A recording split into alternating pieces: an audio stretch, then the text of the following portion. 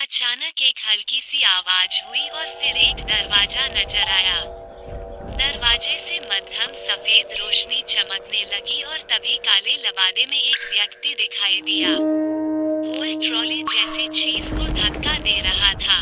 मैंने टॉर्च की रोशनी में इस ट्रॉली जैसी चीज को देखा। यह एक पहिए वाली ट्रॉली पर एक ताबूत था और इसे एक रहस्यमय प्राणी द्वारा धकेला जा रहा था। ताबूत में एक सफेद कपड़े से ढका एक शरीर था, जिस पर एक बहुत ही मंद नीली रोशनी केंद्रित थी। कास्केट आगे बढ़ा। काले ने उसे एक जगह खड़ा कर दिया और फिर पीछे मुड़कर उसी दरवाजे से दाखिल हुआ। मैंने टॉर्च की रोशनी ताबूत की ओर चमकाई। अचानक हवा का झोंका आया और ताबूत में लिपटे शव के चेहरे से कपड़ा हट गया। मैंने देखा यह सिफोना का शरीर था।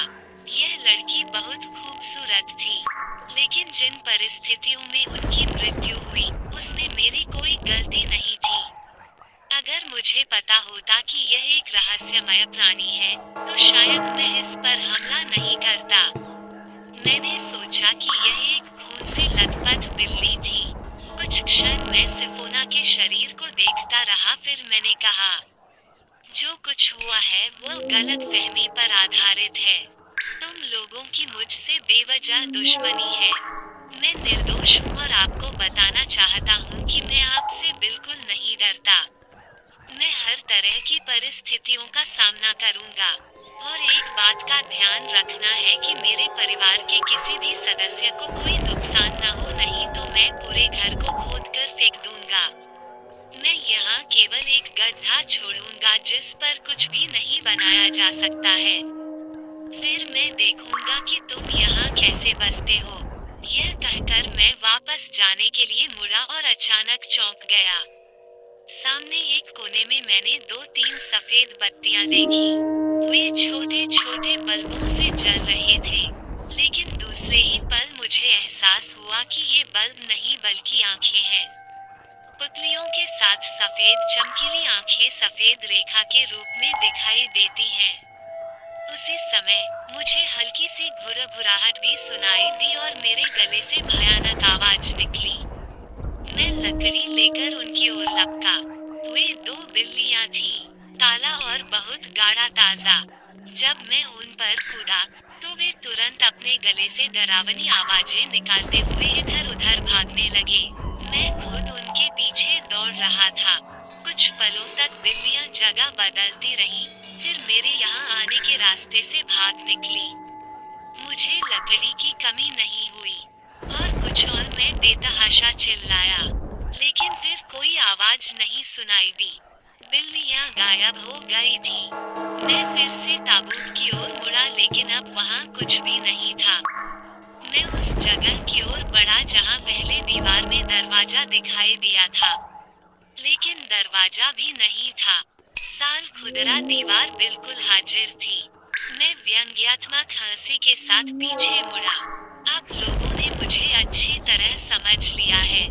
तुम मेरे बालों में कंघी भी नहीं कर सकते। मैं तुमसे निपट लूंगा। गुरनी से कह देना कि मेरी बहन को कोई हानि ना हो, नहीं तो परिणाम तुम जानती हो। यह कहकर मैं लकड़ी को मजबूती से अपने हाथ में पकड़कर वापस जाने के लिए मुड़ा, ताकि पीछे से कोई मुझ पर वार करे तो भी मैं उसका मुकाबला कर सकूं। लेकिन कुछ नहीं हुआ और आखिरकार मैं उस रहस्यमयी इमारत से बाहर आ गया। फिर मैं अपने कमरे में वापस आ गया। मामा या दानिया को इस संबंध में कुछ भी कहना उन्हें डराना था, लेकिन अब मैंने सोचा कि ताया अबू से बात की जाए। इसे ताया अबू के ज्ञान में लाना महत्वपूर्ण था। दानिया की हालत थोड़ी बेहतर थी। हीरा और सुल्ताना उसे इस तरह संवार रहे थे कि मुझे शर्मिंदगी हो रही थी। इन लोगों का कोई दोष नहीं था। प्यार के जुनून हम में इस कदर खो गए थे कि अब उन्हें छोड़ना शर्म की बात होगी। लेकिन मैं क्या कर सकता था, चीजें इस तरह हो रही थी। रात का खाना परोसा गया। खाने की टेबल पर दानिया भी मौजूद थी, लेकिन हीरा ने उसके लिए बहुत ही स्वादिष्ट दलिया बनाया था, जिसे खाने के बाद दानिया ने उसकी तारीफ की। भाई जरा चखो। ऐसा दलिया खाने के लिए कोई भी व्यक्ति बार बार बीमार होने का नाटक कर सकता है।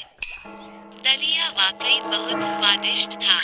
मैंने ताली बजाई और हीरा की आंखें खुशी से चमक उठी। दोनों बच्चियां मेरे लिए मासूम थीं।